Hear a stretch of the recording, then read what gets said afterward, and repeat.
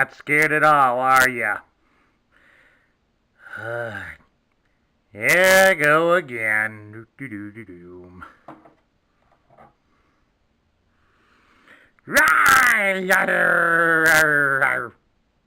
That's better.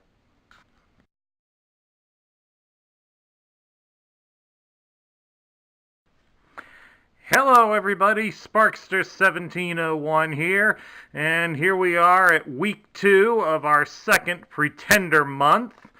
And as is tradition with them, we're going to be taking a look at one of the Pretender monsters. I thought it'd be fitting to pick this one due to his function as a sonic saboteur with the use of sound and music and whatever to perform his work. To commemorate the 30th anniversary of the second version of the song Here I Go Again by the British band Whitesnake, hitting the top of the Billboard list on October 10th, 1987. So, 30 plus years later, well, 30 years plus a few days, we're going to take a look at the Decepticon Sonic Saboteur Scowl. So, here I go again on my own doing this review. Sorry, had to do it. Scowl was released in 1989. He was one of the 6 Pretender monsters that could be built into the combiner Monstructor. He would only be available in 1989 and would be discontinued in 1990 when the toy line ended. So as such, like the previous ones that have been reviewed, we'll have the same 2 forms, the small robot and a rubber monster suit. But first, we're going to mainly focus on the robot. So right now, let's get the rubber suit out of the way. We'll talk about it a little later in the video. And we'll take a close-up look at Scowl.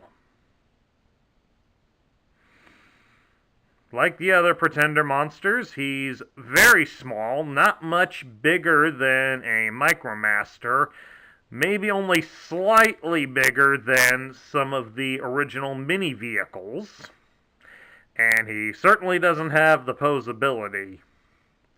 So when you take a look at him, the only real movable joint on the robot is his elbows.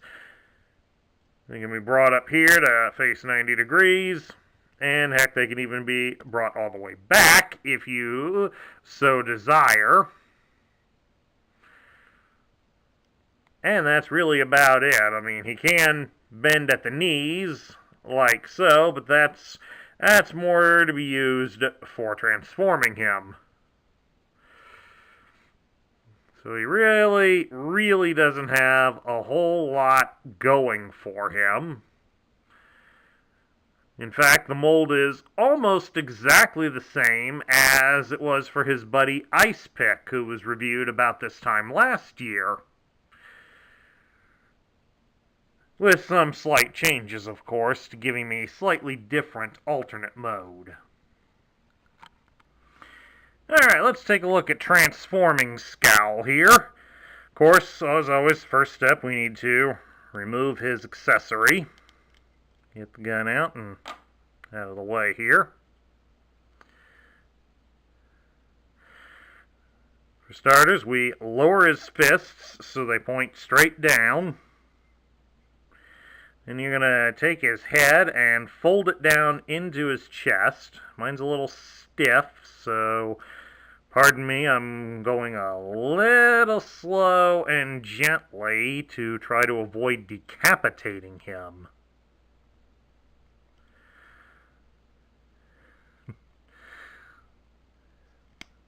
There we go. Just like that. And then you'll take his robot legs and fold them completely backward. And there you have his monster form.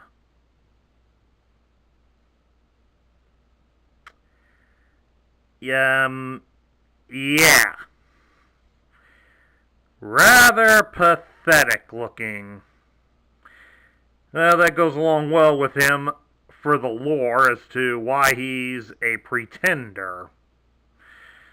As you can clearly see, I don't think even most people that are easily afraid of things would be startled by this guy.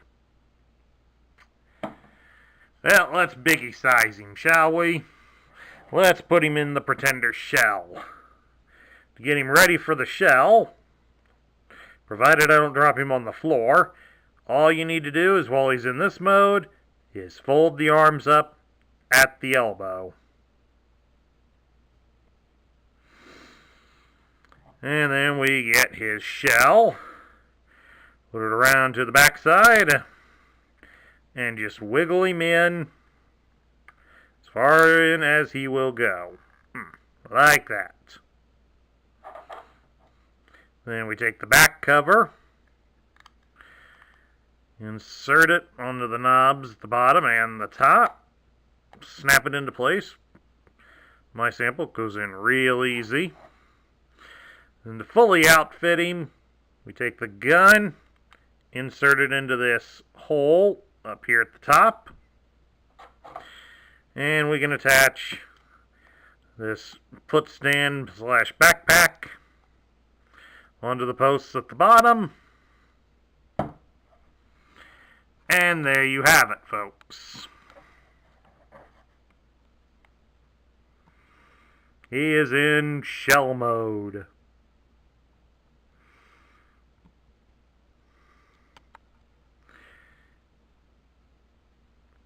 Unfortunately, it's not working in here either. I mean, the appearance is a little bit better, but only at this angle. You turn him to the sides, and the boxiness really comes into the fore.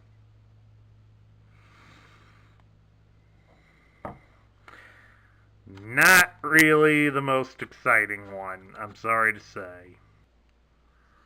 Now let's take a look at Scowl's loose parts, and as you can see, he really doesn't have a whole lot, which was typical for most of the Pretender monsters. We'll start with the obvious loose part, his shell. This will give you a good, decent look at it, such as it is. His shell, like all of the other Pretender monsters, it is made of a rubbery-like surface. You can see here. You can squeeze it a little bit in the back. It is pretty solid in the front. But after about 30 plus years of air exposure, it does tend to feel a little sticky or grimy or such. On my example, it's more inside the cubby where the robot goes in. So these shells really aren't the best. Yeah, back.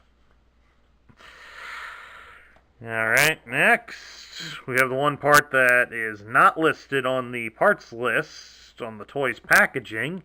What is known as the rear panel. This one again is unique to Scowl. It does not match Ice Picks.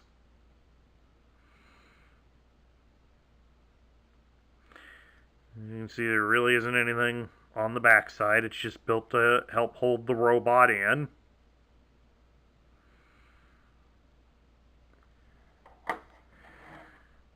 And then next we have his gun, which the instructions refer to as a dual disruptor gun. As you can see why, it has two barrels here on the end of it. It's a rather small looking gun, but it works for him. It doesn't get into too much detail here in the Transformer universe about a disruptor gun.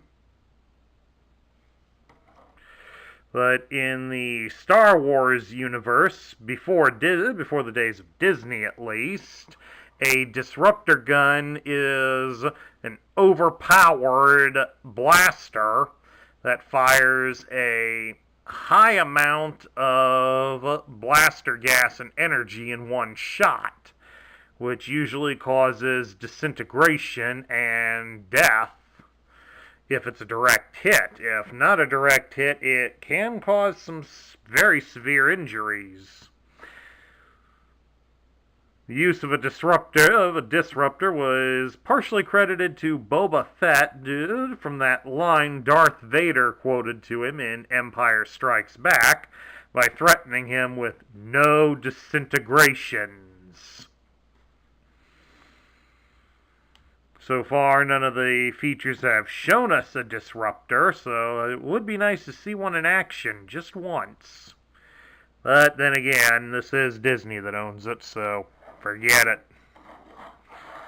Lastly, we have the backpack, also known as a foot stand. This will be a foot for Monstructor. Now, it doesn't specify if it's a right foot or a left foot. It really doesn't matter, so you can swap the foot stands between Scowl and Ice Pick, and nobody will really know the difference because they are exactly the same. No detail on the bottom, but wouldn't expect any. All right, there you go. That is all of Scowl's pieces. Now let's take a look at his card backer, and as you can see, I have a very, very excellent sample of his card backer. I definitely want to thank the previous owner for doing what they did to clip the bubble off instead of ripping it off like most of us did as children. And the artwork on here makes Scowl look considerably better than how the toy turned out. I mean, the monster here, even though he's partially covered by that Kmart price tag, looks fierce and intimidating. Instead of what we got here, where you can't really tell if he's angrily snarling at us or giving us some sort of sick, constipated smile. I mean, even the robot looks better without the excessive monster head on the top of him. The little monster form, yeah, the jury's still out on that one. Turn it around here to the back side. As you can see here, we got the advertisement for Monstructor, so you can see all 6 guys. And we get a rather crude drawing there of Scowl, followed by the start of the parts list, and of course the robot point. He was worth 1 point, despite the fact that there were no mail-away offers in 1989. And this part here just shows the inclusion of the shell and the robot. And then over here we got the foot pad, the gun, and his stickers, but no rear panel. How to arm him, how to turn him into the monster, and how to set him up to be hidden in the shell. And in he goes. And lastly, how to put the stickers on. Then we get down here to the bottom for his tech spec. It's done up in purple at the top to show he's a Decepticon, and the picture matches exactly the one that's seen right here on the front of the package. Looks a little better there without the Kmart price tag. It gives his name here as Scowl, and it lists his function as Sonic Saboteur. Now, a Sonic Saboteur would specialize in the use of sonic weaponry for their sabotage methods. Sonic weapons utilize sound, concentrated sound waves to break things down.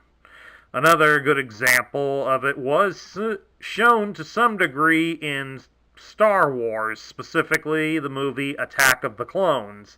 the Geonosians used sonic weaponry. We just didn't get to see a lot of the gruesome effects that sonic weaponry can have, as sonic weapons are pretty powerful.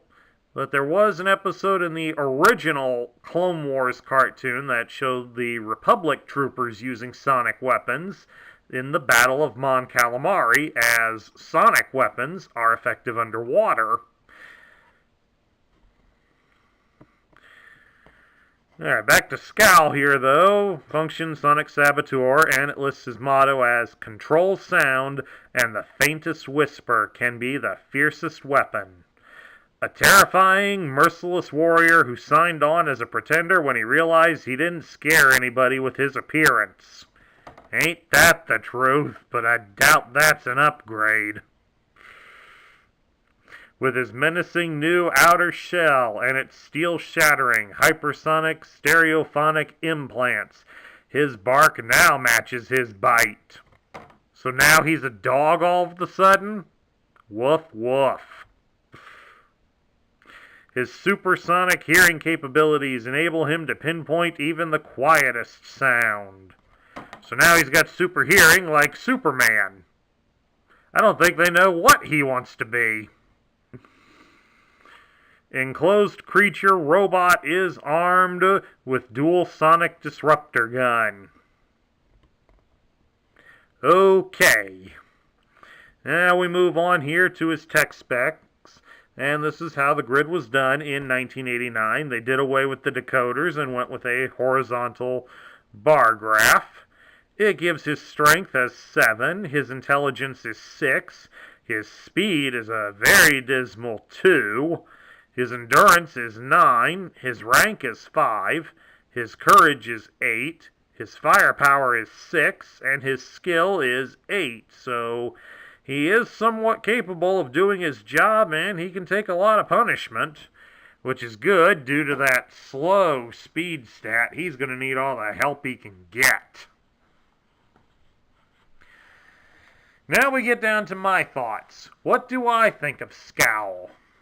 Scowl's function as a sonic saboteur is a nice addition to the lineup. The Decepticons had quite a few saboteurs in their lineup, going all the way back to the start of the line with Ravage, and then we got Cyclonus and Squeezeplay.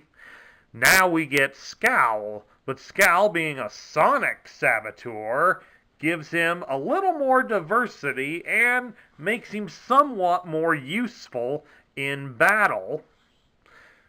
However, the toy, unfortunately, is pretty pathetic. I understand the need to make him somewhat similar to Ice Pick, as they both form the legs of Monstructor. They aren't interchangeable as any of the other parts, like many of the previous combiners were. So that does restrict him considerably, and it does make the toy come off as more pathetic. I've never really been a big fan of the Pretender monsters, especially with how pitiful and pathetic looking their shells are. But Scowl here does have some usefulness. He is a rather tough character, and for the Decepticon army, you can't do wrong with having guys that are tough. And he does have a unique function. He at least admits to being unthreatening and scary in his robot mode, so we'll give him some points for that. Unfortunately, he loses a fair amount of those points due to the fact that the shell really isn't that much more terrifying than he is. So, in the long run, I'm going to put Scowl about in the middle tier.